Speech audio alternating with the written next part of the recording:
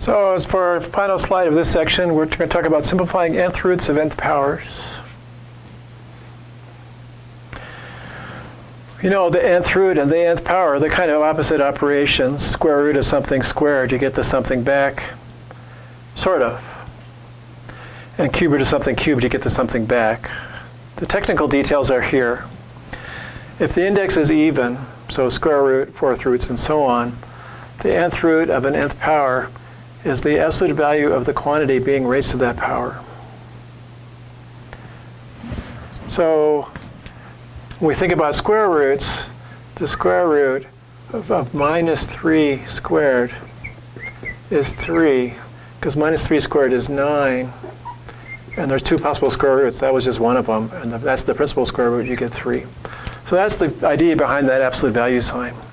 That the principal nth roots, when n and even, they ought to be positive. The size should match up with this.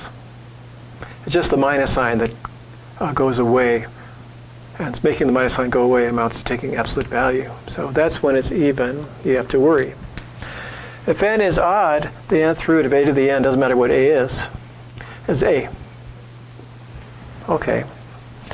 So if I'm looking for odd index style roots, I just have to recognize the inside as a power, and I write the answer down. If I see even index style roots, I have to think of the inside as a power. And then if I thought of the negative number that powers up to be the thing, you'd have to make it positive. So let's do some examples. So here's 16. That's a square root. So I said that could be 4 squared, and that's 4. But you might have thought minus 4 squared works as well. Now you still get 4 because of that absolute value sign says the absolute value. I'll write it.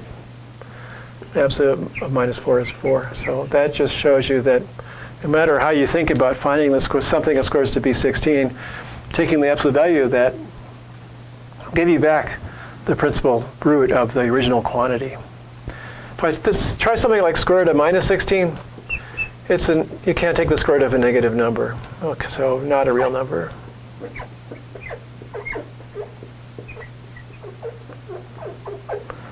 And also, I can't write something squared at negative. So I can't minus 4 squared is 16, not minus 16. We'll see that is different down here. So cube root of 27. 27 is 3 cubed. There's a lot of 3's there, but this is the one that you're writing down. And cube root of minus 27, that's the cube root of minus 3 cubed. With odd powers, you don't have this getting the same answer with the same size number, opposite sign. When you change the sign with an odd power, it changes the sign of the quantity. So we get minus 3 there. And we do this kind of stuff with fractions. We just have to recognize the fraction as a square. That's 3/4 squared. So you get 3/4. I should have put a minus sign on this one, but I didn't. Should we put one in there? Minus 27. What the heck? That's the cube root of now minus 3. 64 is 4 cubed. So if I cube minus 3/4, I get minus 27 on top. I get 64 downstairs. And then we'll just go here, write the thing down. Minus 3/4. Okay, like that. All is good. Here I've got a square root. I want to apply this even index property to it. So I'll write this as the square root of x to the 4th squared. And according to that, that should be the absolute value of x to the 4th. It turns out x to the 4th, being an even power on x, is always positive. So the absolute value signs aren't needed.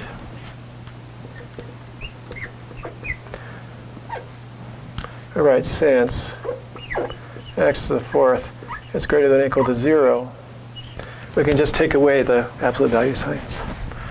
Here I've got a cube root, so I go fearlessly off looking for writing a as a cube, a to 15th, that's a to the 5th cubed.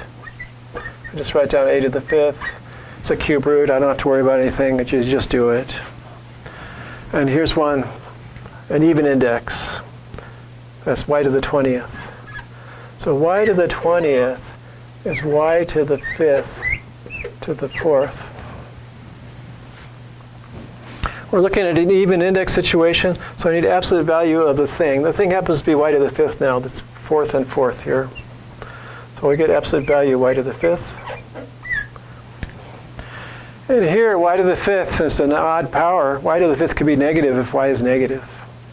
And so we have to leave those absolute value signs in the final answer. And there we have it, nth roots of nth powers. You can always simplify them. You might have to come up with absolute value signs with even indices, but if they're odd indices, it's all good. You can easily make them a much simpler looking expression if you've got the nth root of an nth power. And that marks the end of this section, 7.1. And maybe see you on 7.2 sometime soon. Bye-bye for now.